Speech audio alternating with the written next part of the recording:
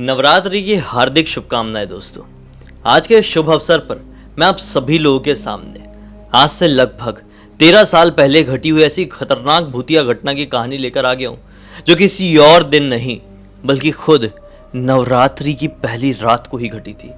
जिस प्रकार से आज की रात है, आज से ठीक 13 साल पहले 2010 में राजस्थान के एक गांव में ऐसी दिल को दहला देने वाली सच्ची भूतिया घटना घटी है ना, कि 15 साल हो गए हैं जिसके साथ ही ये घटी है, वो इस घटना से उभर नहीं पाया है।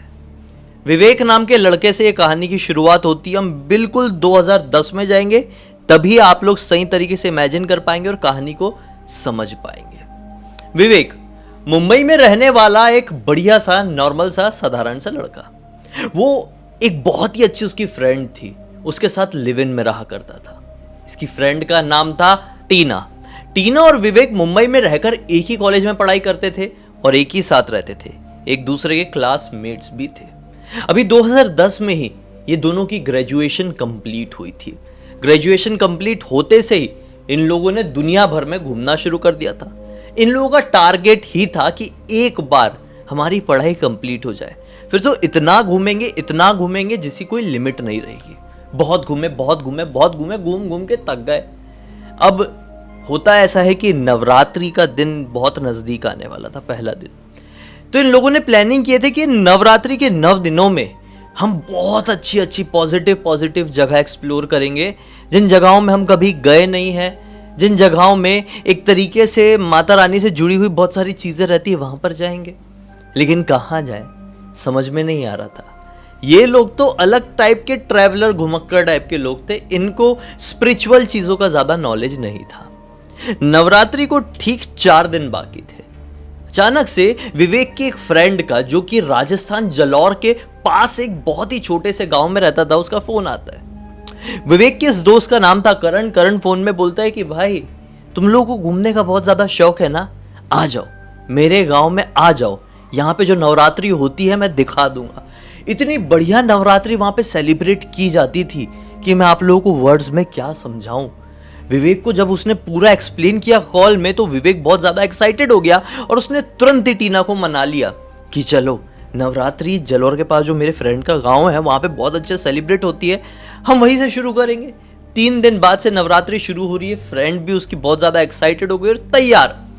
क्या होता है कि ये लोग अपनी प्रॉपरली जो तत्काल में टिकट बुक होती है ट्रेन की, वो ट्रेन की टिकट बुक करके ये मुंबई से माउंट आबू पहुंच जाते हैं। माउंट आबू से ये जलौर पहुंचते हैं बस पकड़ के, और फिर वहां से और थोड़ी देर की जर्नी करने के बाद वो एक छोटे से गांव में पहुंचते हैं। इस गांव में वो अपने दोस्त करण से मिलते हैं। मिलके बहुत खुश होते हैं। इस वक्त शाम के तकरीबन 4 बज रहे थे और विवेक को उसके दोस्त ने बोला कि हम लोग एक ऐसे घर में जाने वाले हैं जिस घर के लोगों को माता रानी का डायरेक्टली आशीर्वाद मिला हुआ है। वहां पर भाई तू एक बार जाना, और जैसे ही सनसेट होगा ना, तू देखना कि उस घर की जो वृद्ध महिला है, उनके शरीर में देवी माँ आती है। फिर तू अपने जो सवाल चाहे वो उनसे कर लेना, वो तेरे सारे सवालों के जवाब देगी और तुझे आशीर्वाद भी देगी।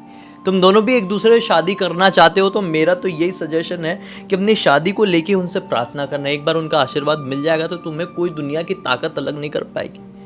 विवेक को इस चीज में कोई भी इंटरेस्ट नहीं था। विवेक और टीना भगवान के ऊपर ज्यादा विश्वास नहीं करते थे। उनको खाली दुनिया को एक्सप्लोर करना था, अलग अलग चीजों को एक्सपीरियंस करना था, इसलिए वो यहाँ पर पहुंच गए थे। हुआ कि एक दूसरे की तरफ इशारा की, ये क्या बोल रहा है, माता रानी किसी के शरीर में आ जाएगी क्या, इतना ही टाइम है क्या भगवान के पास, है ना। ऐसी वाली बात विवेक और टीना ने एक दूसरे से की। खैर, शाम का वक्त आया और करण का पूरा परिवार, विवेक, टीना, करण, सब उस घर में पहुंच गए। ये घर में तो मानो एक मेला सा लगा हुआ था, बहुत सारे लोग इकट्ठे हुए थे। अब वहां पे सब शुरू होता है और सारी चीजों का रैप अप लगभग 10 बजे के आसपास होता है। 10 बजे के आसपास ही विवेक के मोबाइल में एक फोन आता है और फोन में पता चलता है कि विवेक के घर वाले अर्जेंटली कल मुंबई पहुंच रहे हैं। कल रात में वो लोग मुंबई पहुंच जाएंगे। विवेक को अब टेंशन हो जाता है कि मम्मी पापा को मैं बिना बताए हुए निकला हूँ।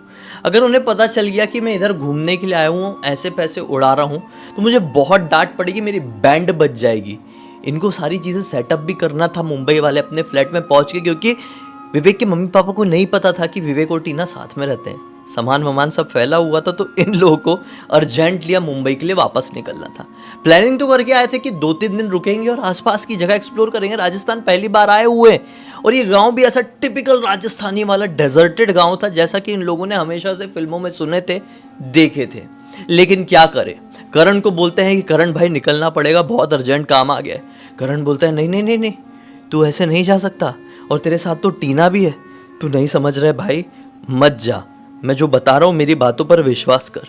ये तो अपने दिमाग में ठान चुका था कि निकलना ही है, नहीं निकलेंगे तो वहाँ पे मुंबई में मम्मी पापा आ गए तो मैटर ही हो जाना है खतरनाक वाला, फिर सीधे बैक टू पवेलियन हो जाऊँगा मैं अपने गाँव, तो जाना तो पड़ेगा। इसने बहुत जिद किया, उसने बहुत रोकने की कोशिश की और आखिरकार क्या नतीजा पहुंचा कि जाएंगे ही। फिर इन लोगों ने बहुत ढूंढने की कोशिश। अब रात के तकरीबन 11 बज रहे हैं। रात के 11 बजे एक डेजर्टेड छोटे से गांव में एक साधन मिल पाना कि जिस साधन से ये लोग माउंट आबू रेलवे स्टेशन तक पहुंच जाए, बेहद ही ज्यादा मुश्किल और नेक्स्ट टू इम्पॉसिबल था। कैसे मिल जाता कोई साधन है? रात के 11 बज रहे थे और ये छोटा सा गांव था। इन लोगों ने पता लगाना कोशिश किया, कोई गांव वाला तैयार हो जाए, बड़ी मुश्किल से एक आदमी तैयार हुआ। 11:30 बजे के आसपास एक आदमी ने बोला मेरे पास जीप है, मैं जीप से छोड़ दूंगा। इन लोगों ने बोले हाँ भाई, हम आपको डबल पैसे देंगे, लेकिन चलो। टीना और विवेक तो फुल एक्साइटेड थे कि जल्दी जल्दी निकलना है, लेकिन वो आदमी क्या बोलता है कि मुझे आधे घंटे और लगेंगे, मैं जाता हूँ गाड़ी वाड़ी तैयार करके लेके आता हूँ। अब वो गया है उधर, इधर पे पूरे गांव के लोग तो इस घर में इकट्ठे थे ही।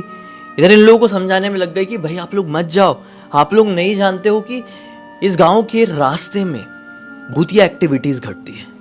जगह जगह पे आप लोगों को ऐसी ऐसी चीजें महसूस होगी जो आपने कभी कहीं सुने भी नहीं होंगे। आप उस चीज को कैसे फेस करोगे? गांव का एक भी व्यक्ति जो कि बहुत पुराना भी है ना, उस रास्ते से नहीं निकलता है रात के वक्त। सेफ नहीं है, मत निकलो, विश्वास मानो। इंसान रहे तो आप तो लड़ झगड़ के आगे ही बढ़ जाओगे, लेकिन वो शक्तियां एकदम खतरनाक है, दूसरी दुनिया की, आप नहीं लड़ पाओगे। लेकिन ये तो फालतू की बातें मानता था ये सारी चीजों को। इसने माइंड में बैठा के रखा था कि मुझे जाना है। और टीना फुल इरिटेट थी। टीना के बैग में ना थोड़ी सी रखी भी हुई थी, टीना बढ़िया ड्रिंक भी करती थी, तो वो पहले से थोड़ी टाइट हो गई थी टेंशन में। अब वो ज्यादा बोल नहीं रही थी। वहां ड्राइवर बोल के गया था कि आधा घंटे में निकल लेंगे, आधा घंटे का उसने 1.5 घंटा बना दिया। और अब समय हो चुका था रात के तकरीबन 1 बजे का। 1 बजे के आसपास वो भी थोड़ा सा टल्ली होके, मतलब 2-3 पैग लगाया होगा, अपनी गाड़ी लेकर पहुंच के। बताओ, नवरात्रि चल रही है, पहली रात है, इतनी अच्छी जगह है, ये लोग पीने पे पीना मचा रहे हैं। ठीक है चलो, ड्राइवर जीप लेके आया, ओपन जीप ब्लू कलर की। ये आगे वाली सीट में बैठा, टीना जस्ट पीछे वाली में। ये गाड़ी स्टार्ट की और निकल पड़ा। गांव वालों ने लिटरली इनसे रिक्वेस्ट किए थे कि मत जाओ, लेकिन ये रुक नहीं सकते थे, इनकी कंडीशन भी ऐसी थी। रात के 1 बजे के आसपास ये लोग उस डेजर्टेड गांव से माउंट आबू रेलवे स्टेशन की तरफ निकल पड़े। ये रेलवे स्टेशन इस गांव से लगभग 125 किलोमीटर की दूरी पर था। रास्ते में पूरी तरह से अंधेरा, भक घना अंधेरा। हल्की हल्की गर्मी भी थी, जैसे कि आजकल पड़ रही है वैसी गर्मी भी थी, और एक भी स्ट्रीट लाइट नहीं। पूरी रोड में, पूरी सड़क में लाइट थी केवल और केवल उनकी जीप की। जीप आगे बढ़ी जा रही है और पीछे बैठी हुई टीना बोलती है कि मुझे पक रहा है, मैं 1 ड्रिंक और डाउन करूंगी और खुद डाउन हो जाऊंगी, सो जाऊंगी। उसने बोला ठीक है भाई। उसने पी पाई और ये सो गई। अभी पूरा अंधेरा था और जीप आगे बढ़ी जा रही थी, गड्ढा फुड्डा वाला रास्ता था और आराम आराम से गाड़ी को यहाँ से निकालना पड़ रहा था। विवेक भी उस ड्राइवर के बाजू में ही बैठा हुआ था और दोनों चिट चैट करते हुए आगे बढ़े जा रहे थे। थोड़ी ही देर बाद एक रास्ता आया, जिस रास्ते में बहुत ही ज्यादा गड्ढे फड्डे थे, बहुत ही ज्यादा, कि गाड़ी नहीं, एक्सेल वर्ल्ड का झूला लग रही थी। वहां तक पहुंचे हैं और फिर अचानक से गाड़ी की स्पीड बहुत ज्यादा स्लो करना पड़ा। इस स्लो स्पीड के साथ इन लोगों को एक अजीब सा इस रास्ते में एहसास हुआ। पीछे बैठी गर्लफ्रेंड तो सो चुकी थी, ये दोनों ही जाग रहे थे, लेकिन ये दोनों को थोड़ा अजीब एहसास हुआ। ना जाने क्यों आज पहली बार विवेक को लाइफ में किसी चीज का डर लग रहा था। अभी भी गाड़ी बहुत स्लो थी, मुश्किल से 10-15 की स्पीड में गाड़ी चल रही थी, और अचानक से विवेक के कान में किसी खुसफुसाने की आवाज सुनाई दी, हाय हाय। ये घबरा गया, ये क्या था? वो घबरा कर ड्राइवर की तरफ देखा और ड्राइवर ने भी घबरा कर इसकी तरफ देखा। ड्राइवर भी इससे कुछ कहना चाह रहा था और ये भी ड्राइवर से कुछ कहना चाह रहा था, लेकिन चाहकर भी दोनों एक दूसरे से कुछ कह नहीं पा रहे थे। फिर क्या था? ड्राइवर ने अपनी गाड़ी की रफ्तार थोड़ी सी और बढ़ा दिया। हालांकि ये अभी भी गाड़ी एक्सेल वर्ल्ड का झूला ही बनी हुई थी, लेकिन अब रफ्तार बढ़ाना था, पता नहीं, डर तो लग रहा था। थोड़ा बढ़ा चला और फिर अचानक से किसी के हंसने की आवाज सुनाई दी। ऐसा लगा कि गाड़ी में ही कोई बैठ के अजीब तरीके से हंस रहा है। ये घबरा कर पलट कर देखा तो गर्लफ्रेंड तो सो रही थी, तो ये हंसने की आवाज कहां से आ रही थी? इसने ड्राइवर को देखा, ड्राइवर ने इसको देखा और इधर उधर देखने की दोनों कोशिश करने लगे कि अचानक से ड्राइवर ने बोला कि यहां से निकलना पड़ेगा। उसने अपनी गाड़ी का जो एक्सीलेटर है वो इतना तेज दबाया कि गाड़ी एकदम हड़बड़ाते हुए आगे बढ़ने लगी। और गाड़ी आगे बढ़ने के साथ साथ ड्राइवर खुद को गाली दे रहा है, अरे मैं तो ऐसा हूं, मैं तो वैसा हूं, मैं तो बेवकूफ हूं, मैं तो उल्लू का पट्टा हूं, मुझे मालूम था कि ये रास्ता कैसा है, फिर भी पैसों की लालच में इन लोगों को कहां कहां छोड़ने के लिए आ गया। अब मैं मरूंगा, अब मैं मरूंगा, इन लोगों के चक्कर में मैं मरूंगा, पैसे की लालच में मैं बनूंगा। ऐसा बोलते हुए वो गाड़ी बढ़ाते हुए आगे ले आया। अब क्या था, फिर से रास्ता थोड़ा सा नॉर्मल हुआ, गाड़ी की स्पीड अच्छी खासी थी। फिर से किसी के जोर से हंसने की आवाज सुनाई दी और पूरी अचानक से एक ठंडी हवा इनके साथ चलने लगी। लिटरली फील हो रहा था कि इनके साथ साथ कोई दौड़ रहा है। विवेक बार बार पीछे देखने की कोशिश करे तो ड्राइवर चिल्ला दे, भाई पीछे मत देख, तू क्या मरवा के ही मानेगा क्या? सीधे सामने देखता रहा है, मैं बहुत तेज चलाऊंगा अब गाड़ी, देख ले, तू संभाल ले भाई, बहुत बड़ा मैटर हो गया है यहां पे। अब ड्राइवर भड़क पड़ा, ड्राइवर ने और तेज कर दिया गाड़ी, जितनी तेज चला सकता था ना ड्राइवर गाड़ी, उतनी तेज चलाने लगा।